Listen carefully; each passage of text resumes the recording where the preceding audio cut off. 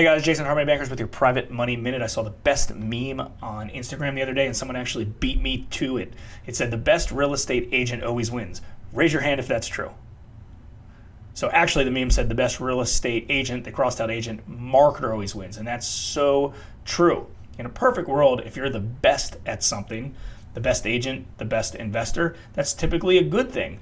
But in this business, in the investing business and in the agent business, you need to be the best marketer. The person who is the best marketer is going to have the most clients, the most deals, the most opportunity, the most houses. Now, obviously, you need to be good at your trade. You need to take care of your clients. You need to buy houses and renovate houses and execute. That's really, really important. But again, the person who has the most deals is always going to win, the best marketer. So look at yourself, make sure you are marketing to find deals on a regular basis, and then after that, do a great job and execute and take care of your clients. But make sure you're marketing, and that's number one.